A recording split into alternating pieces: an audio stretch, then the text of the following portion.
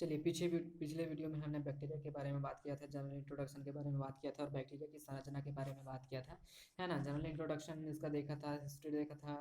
इसका डिस्कवरी जो है एंटोनी वॉन ल्यूवेनहॉक ने 1632 में किया था और हेरेनबर्ग ने बैक्टीरिया नाम 1838 में दिया था। ठीक है, रॉबर्ट कोच ने ये पता लगाया था कि ये इन्फेक्शियस प्रकृति के होते हैं, मतलब ये रोग उत्पन्न कर सकते हैं। 1843 में इन्होंने बताया था। लुई पास्चर ने, है ना, 1850 में बैक्टीरियोलॉजी की जो है वो आधारशिला रखी थी और ग्रिफिथ ने बैक्टीरिया में होने वाले ट्रांसफॉर्मेशन को बताया था। ठीक है, इसके बाद इसके कैरेक्टर के बारे में हमने बात किया था। एक कॉस्मोपॉलिटन होते हैं, यूनिसेलुलर होते हैं, ऑटोट्रोफिक एंड हेटेरोट्रोफिक दोनों ही प्रकार के ये हो सकते हैं। इसके बाद इसके शेप और मॉर्फोलॉजी के बारे में बात किया था कि ये बैसिलस प्रकार के होते हैं, है ना, जो कि बैसिलस, डिप्लोबैसिलस, स्ट्रेप्टोबैसिलस और पैलिसेड बैसिलस के फॉर्म में ये पाए जाते हैं। इसी प्रकार से कोक्कस होते हैं, तो माइक्रोकोकस, डिप्लोकोकस और टेट्राकोकस ये पाए जाते हैं। इसके बाद स्ट्रेप्टोकोकस आता है, स्ट्रेप्टोकोकस, है ना। इसके बाद स्टेफाइलोकोकस आता है, फिर सर्सिना, और इसके बाद आता है स्पाइरल बैक्टीरिया जो कि सर्पिलाकार हमको दिखाई देता है। इसके बाद विब्रियो है जो कि मुड़ा हुआ संरचना में हमको दिखाई देता है। इसके बाद फिलामेंटस प्रकृति के जो बैक्टीरिया है इसके बारे में स्टडी किया था। इसके बाद स्टालकेट बैक्टीरिया और उसके बाद बडेड बैक्टीरिया के बारे में बात किया था। तो ये जो बडेड बैक्टीरिया होते हैं इनमें बड के समान संरचना, यानी कि इनमें मुकुलन होता है। ठीक है, इसमें क्या होता है, मुकुलन होता है, और जिसके कारण ये मुकुलन होता है तो ये बडेड बैक्टीरिया कहलाते हैं। इसके पश्चात हम लोग देखने वाले थे फ्लैजिलेशन इन बैक्टीरिया। ठीक है, फ्लैजिलेशन इन बैक्टीरिया, तो बैक्टीरिया में कितने प्रकार के फ्लैजिलेशन होते हैं इसके बारे में हम लोग यहाँ पर बात करेंगे। ठीक है, तो चलिए फ्लैजिलेशन के बारे में बात करते हैं। कुछ जीवाणु नॉन मोटाइल तथा मोटाइल दोनों ही प्रकृति के हो सकते हैं। ठीक है, इसकी प्रकृति है कि ये मोटाइल भी हो सकते हैं और नॉन मोटाइल भी हो सकते हैं। मोटाइल का मतलब ये चल फिर सकते हैं, और नॉन मोटाइल का मतलब है कि चल फिर नहीं सकते हैं। मतलब दोनों ही प्रकृति के जो बैक्टीरिया है वो वातावरण में क्या होते हैं, पाए जाते हैं। ठीक है, तो चल जीवाणुओं में एक या अनेक रोम सदृश संरचनाएं निकली हुई होती है, जिसको क्या कहते हैं, जिसको फ्लैजिला कहते हैं। क्या कहते हैं, जिसको फ्लैजिला कहते हैं। ठीक है, और अधिक की संख्या में हो तो इसको क्या नाम दिया जाता है, सिलिया नाम दिया जाता है। ठीक है, फ्लैजिला या कशेरुकिया के विन्यास के आधार पर जीवाणु को निम्नलिखित प्रकारों में बांटा गया है। इसमें फर्स्ट नंबर है ए ट्राइकस बैक्टीरिया के बारे में बात करते हैं। तो ए ट्राइकस बैक्टीरिया जो होते हैं ये नॉन मोटाइल प्रकृति के होते हैं, नॉन मोटाइल नेचर के होते हैं, जैसे यहाँ पर ये दिखाया गया है ए ट्राइकस बैक्टीरिया। ठीक है, तो जो ये ए ट्राइकस जो बैक्टीरिया होते हैं इनमें फ्लैजिला नहीं पाया जाता है। फ्लैजिला इनमें क्या होता है, अब्सेंट होता है। ठीक है, फ्लैजिला इनमें क्या होता है, अब्सेंट होता है, जिसी कारण से ये क्या होते हैं, नॉन मोटाइल होते हैं। ठीक है, नॉन मोटाइल होते हैं, तो इनमें फ्लैजिला अब्सेंट होता है। सेकेंड नंबर देखते हैं, इसका उदाहरण है पास्चुरेला या लैक्टोबैसिलस। ठीक है, पास्चुरेला और लैक्टोबैसिलस इसका क्या होता है, उदाहरण है। ठीक है, सेकेंड नंबर देखते हैं मोनोट्राइकस। मोनोट्राइकस का मतलब क्या है कि बैक्टीरिया में सिर्फ जब एक ही, है ना, बैक्टीरिया में जब एक ही फ्लैजिला पाया जाता है, बैक्टीरिया में जब एक ही फ्लैजिला पाया जाता है तब इसको हम लोग क्या कहते हैं, मोनोट्राइकस कहते हैं। जैसे ए नंबर यहाँ पर दिखाया गया है। ठीक है, ये नंबर है मोनोट्राइकस। ठीक है, तो मोनोट्राइकस बैक्टीरिया में क्या होगा कि इसमें सिर्फ नंबर ऑफ फ्लैजिला क्या होगा, इसमें एक होगा। ठीक है, नंबर ऑफ फ्लैजिला 1। तो इस प्रकार के जो बैक्टीरिया है इसको क्या कहेंगे, मोनोट्राइकस बैक्टीरिया कहेंगे। ठीक है, सेकंड नंबर इसमें देखते हैं मोनोट्राइकस बैक्टीरिया का जो उदाहरण है स्यूडोमोनास और विब्रियो कॉलरी। ठीक है, स्यूडोमोनास और विब्रियो कॉलरी इसका उदाहरण है। तो ये मोटाइल होते हैं, इसमें फ्लैजिला पाया जाता है, मतलब ये क्या कर सकते हैं, लोकोमोशन कर सकते हैं। ये लोकोमोटरी ऑर्गन के फॉर्म में जो फ्लैजिला है वो कार्य करते हैं। ठीक है, तो स्यूडोमोनास और विब्रियो कॉलरी जो होता है वो इसका एक अच्छा उदाहरण है। ठीक है, इसके बाद देखते हैं थर्ड नंबर है लोफोट्राइकस। ठीक है, लोफोट्राइकस। ठीक है, तो ये लोफोट्राइकस क्या होते हैं, चलिए देखते हैं। जो रॉड सेप बैक्टीरिया या फिर स्पाइरल जो बैक्टीरिया होते हैं, जब इसके दोनों इंड में, दोनों सिरों में बहुत सारे, है ना, जो फ्लैजिला है वो लगे हुए होते हैं, है ना। स्पाइरल बैक्टीरिया में जब दोनों इंड पर बहुत सारे क्या लगे हुए होते हैं, फ्लैजिला लगे हुए होते हैं, तो इस प्रकार के फ्लैजिलेशन को लोफोट्राइकस कहते हैं। क्या कहते हैं, लोफोट्राइकस। ठीक है, तो लोफोट्राइकस इस प्रकार के यहाँ पर ये वाला दिखाया गया है। तो ये लोफोट्राइकस बैक्टीरिया का क्या है, चित्र है, और इसका उदाहरण है स्पाइरिलम वॉल्यूटेंस। ठीक है, स्पाइरिलम वॉल्यूटेंस, दोनों सिरे पर एक एक क्या पाए जाते हैं, यहाँ पर गुच्छे पाए जाते हैं। तो इस प्रकार का जो फ्लैजिलेशन होता है इसको लोफोट्राइकस कहते हैं। ठीक है, इसी प्रकार से फोर्थ नंबर है एम्फीट्राइकस के बारे में बात करते हैं। एम्फीट्राइकस, ठीक है, तो यहाँ पर क्या होता है कि बैक्टीरिया के जब दोनों सिरों पर सिर्फ एक एक फ्लैजिला पाया जाता है, ठीक है, दोनों सिरों पर एक एक फ्लैजिला पाया जाता है, जैसे कि यहाँ पर दिखाया गया है। तो इस प्रकार का जो फ्लैजिलेशन होता है इसको क्या कहते हैं, एम्फीट्राइकस कहते हैं। इस प्रकार के फ्लैजिलेशन को क्या कहते हैं, एम्फीट्राइकस कहा जाता है। ठीक है, और इसका उदाहरण है नाइट्रोमोनास। ठीक है, इसका उदाहरण क्या है, नाइट्रोमोनास। ठीक है, नाइट्रोमोनास इसका एक अच्छा उदाहरण है। ठीक है, इसके बाद देखते हैं पेरीट्राइकस के बारे में। पेरीट्राइकस, ठीक है, तो पेरीट्राइकस में क्या होता है कि बैक्टीरिया के कोशिका में सभी तरफ, बैक्टीरिया की कोशिका में सभी तरफ जब सिलिया के समान जो फ्लैजिला होते हैं वो निकले हुए होते हैं सभी तरफ से, ठीक है, तो उसको क्या कहा जाता है, पेरीट्राइकस कहा जाता है। इस प्रकार के फ्लैजिलेशन को क्या कहते हैं, पेरीट्राइकस फ्लैजिलेशन कहते हैं। इसके बाद है सिफेलोट्राइकस, इसका उदाहरण है पेरीट्राइकस का इस्चेरिचिया और साल्मोनेला टाइफी। इस्चेरिचिया और साल्मोनेला टाइफी इसका क्या है, एक अच्छा उदाहरण होता है किसका, पेरीट्राइकस का। ठीक है, इसके बाद देखते हैं सिफेलोट्राइकस। ठीक है, तो सिफेलोट्राइकस क्या होते हैं इसके बारे में बात करते हैं। तो सिफेलोट्राइकस में किसी बैक्टीरिया के एक सिरे पर, किसी बैक्टीरिया के एक सिरे पर जब दो, है ना, या दो से अधिक कशेरुकियां प्रेजेंट होती है, उपस्थित होती है, फ्लैजिला उपस्थित होते हैं, तब इस प्रकार के जो फ्लैजिलेशन होता है इसको हम लोग क्या कहते हैं, सिफेलोट्राइकस कहते हैं। क्या कहते हैं, सिफेलोट्राइकस कहते हैं। आगे हम लोग पढ़ेंगे जीवाणुओं की सूक्ष्म संरचना, मतलब फाइन स्ट्रक्चर ऑफ बैक्टीरिया के बारे में बात करेंगे। तो फाइन स्ट्रक्चर ऑफ बैक्टीरिया के बारे में बात करते हैं तो हम लोग पहले ही पढ़ चुके हैं कि ये क्या होते हैं, ये प्रोकैरियोट्स होते हैं। क्या होते हैं, प्रोकैरियोट्स, मतलब इसमें जो कोशिकांग है ना, मतलब जो वेल डेवलप्ड जो सेल ऑर्गेनेल्स है वो इनमें क्या होते हैं, नहीं पाए जाते। साथ ही साथ इनमें क्या नहीं पाया जाता है, एक स्पष्ट केंद्रक का यहाँ पर क्या होता है, अभाव होता है, क्योंकि इसमें क्या पाए जाते हैं, कोशिका भित्ति पाई जाती है जो कि साइटोप्लाज्म को बाह्य आघातों से क्या करती है, बचा करके रखती है, इसको बाह्य आघातों से बचा करके रखती है। ठीक है, तो इसके बारे में बात करेंगे। ठीक है, इसके पश्चात इसमें प्लाज्मा मेम्ब्रेन भी पाया जाता है, साइटोप्लाज्म होता है इसमें। तो साइटोप्लाज्म में देखियो इसमें मेसोसोम पाया जाता है। देखिए इसमें श्वसन की क्रिया तो होगी, ठीक है, तो श्वसन की क्रिया के लिए कौन सा सेल ऑर्गेनेल आवश्यक है, तो जो सेल ऑर्गेनेल आवश्यक होता है वो होता है माइटोकॉन्ड्रिया। क्या होता है, माइटोकॉन्ड्रिया। चूंकि जो माइटोकॉन्ड्रिया है ये भी प्लाज्मा झिल्ली से घिरा हुआ होता है, इस कारण से ये बैक्टीरिया में नहीं पाया जाता है। इस कारण से बैक्टीरिया में श्वसन की क्रिया को संपन्न करने के लिए एक विशेष प्रकार की संरचना पाई जाती है जिसको क्या कहा जाता है, मिजोसोम कहा जाता है। और मिजोसोम के द्वारा ही ये क्या करते हैं, श्वसन की क्रिया करते हैं। साइटोप्लाज्म में 70 टाइप ऑफ राइबोसोम पाए जाते हैं, है ना, साल्ट्स पाए जाते हैं, कार्बोहाइड्रेट, एमिनो एसिड, फैट और कोएंजाइम्स और वॉल्यूटिन जो पार्टिकल्स है वो इनमें क्या होता है, पाया जाता है। ठीक है, इसमें जो न्यूक्लिक एसिड होता है या फिर जो न्यूक्लियर मटेरियल होता है ये साइटोप्लाज्म में बिखरा हुआ होता है। इसी प्रकार से जीवाणुओं का जब ग्राम स्टैनिंग किया जाता है, ठीक है, तो दो प्रकार का यहाँ पर जो बैक्टीरिया है ग्राम स्टैनिंग के आधार पर वो दो प्रकार के पाए जाते हैं। फर्स्ट नंबर है gram positive bacteria and gram negative bacteria. तो इसमें क्या होता है,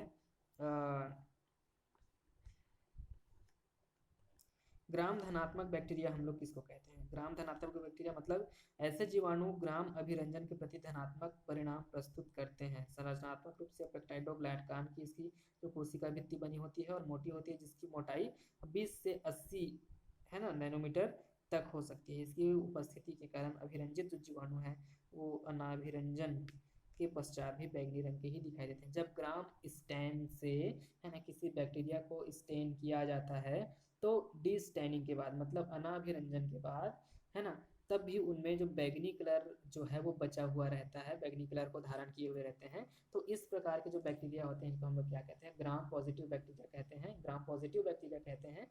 ठीक है, और ये रंग को बचाए रखने में क्या होते हैं, सक्षम होते हैं। लेकिन जो ग्राम निगेटिव बैक्टीरिया होते हैं ये अभिरंजन करने पर तो ये बैगनी कलर के दिखाई देते हैं, लेकिन अनाभिरंजन के पश्चात, है ना, डिस्टैनिंग के बाद ये क्या होते हैं, ये अपना रंग छोड़ देते हैं। ठीक है, तो इस प्रकार के जो बैक्टीरिया होते हैं इसको ग्राम ऋणात्मक बैक्टीरिया कहते हैं।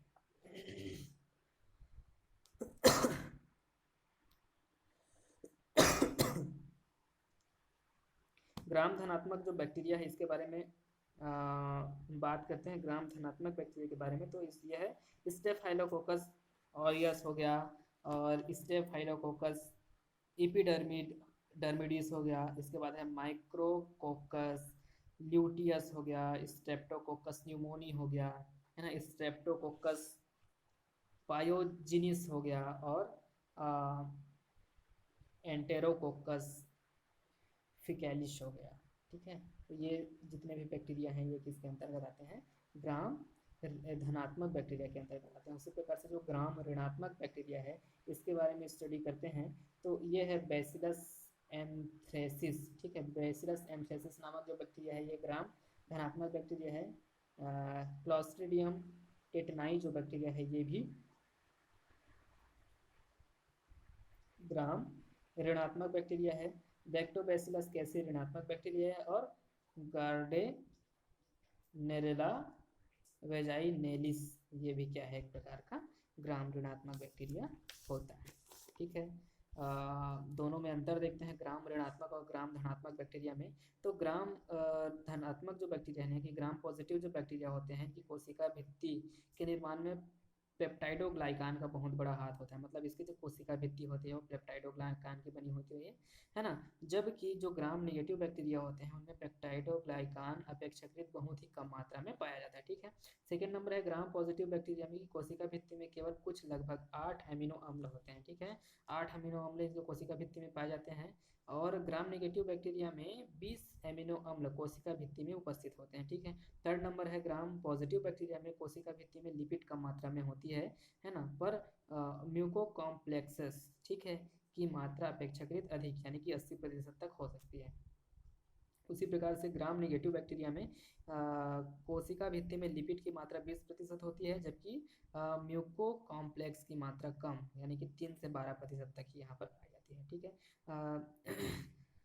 ग्राम पॉजिटिव बैक्टीरिया में टिकोइक एसिड पाया जाता है, टिकोइक एसिड पाया जाता है, जबकि ग्राम ऋणात्मक बैक्टीरिया में टिकोइक एसिड नहीं पाया जाता, एब्सेंट होता है। ठीक है, फिफ्थ नंबर है कोशिका भित्ति की मोटाई अधिक होती है यानी कि 100 से 200 एंगस्ट्राम तक इसकी मोटाई होती है ना, जबकि जो ग्राम ऋणात्मक बैक्टीरिया है इनमें कोशिका भित्ति की मोटाई कम होती है, 70 से 120 एंगस्ट्राम तक यहाँ पर पाई जाती है। ठीक है, ग्राम पॉजिटिव बैक्टीरिया प्रायः नॉन मोटाइल होते हैं, जबकि ग्राम निगेटिव बैक्टीरिया प्रायः कसाभिका यानी कि फ्लैजिला से युक्त होती हैं, फ्लैजिलेटेड होते हैं। ठीक है, इसके बाद स्पोर मतलब जो ग्राम धनात्मक बैक्टीरिया हैं, ग्राम पॉजिटिव बैक्टीरिया हैं, ये स्पोर का फॉर्मेशन करती है, जबकि ग्राम ऋणात्मक बैक्टीरिया स्पोर फॉर्मेशन नहीं करते हैं। ठीक है, इसके आगे है कि ग्राम पॉजिटिव जो बैक्टीरिया होते हैं इनमें कशाभिका नहीं होते हैं, जबकि ग्राम निगेटिव बैक्टीरिया में कशाभिका उपस्थित होते हैं। ठीक है, ग्राम धनात्मक बैक्टीरिया प्रतिजैविकों के प्रति कम प्रतिरोधी होते हैं, जबकि ग्राम ऋणात्मक बैक्टीरिया जो होते हैं वो प्रतिजैविकों के प्रति अधिक प्रतिरोधी होते हैं।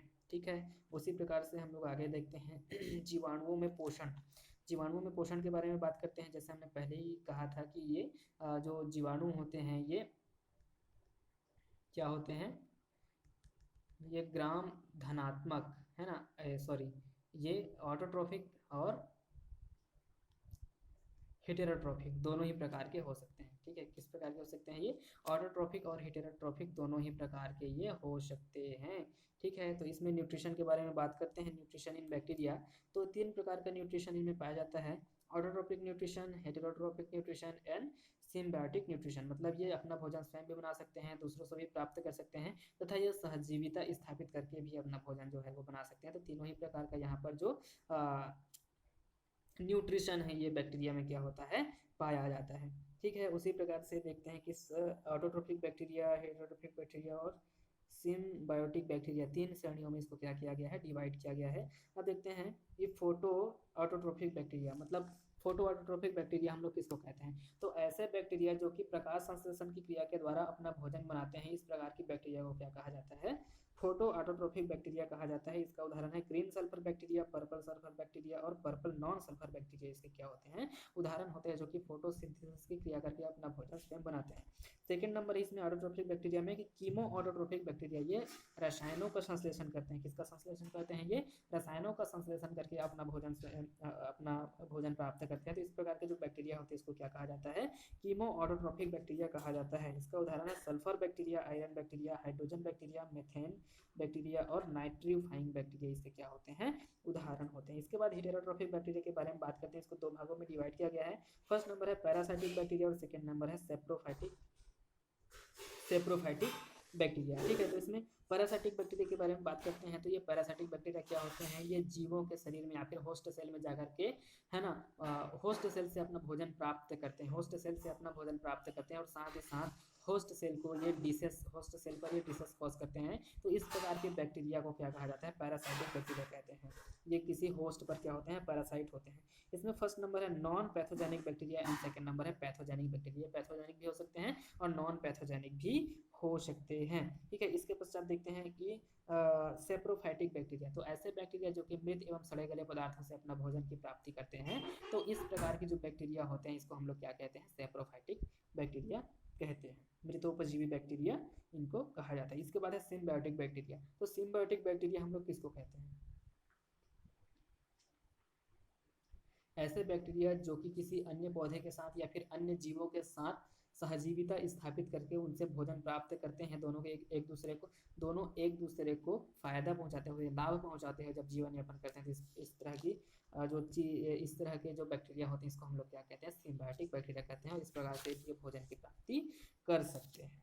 ठीक है, जैसे नॉन पैथोजेनिक बैक्टीरिया में ये किसी जीव के शरीर में मतलब होस्ट में होस्ट के अंदर पाए तो जाते हैं, लेकिन जीवों में ये रोग उत्पन्न नहीं करते हैं। तो इस प्रकार के जो बैक्टीरिया होते हैं इसको नॉन पैथोजेनिक बैक्टीरिया कहते हैं। सेकेंड नंबर है पैथोजेनिक बैक्टीरिया जो कि होस्ट सेल में क्या उत्पन्न करते हैं, रोग उत्पन्न करते हैं, जिसको रोगजनक जो बैक्टीरिया इनको कहा जाता है, रोगजनक जीवाणु इनको कहा जाता है।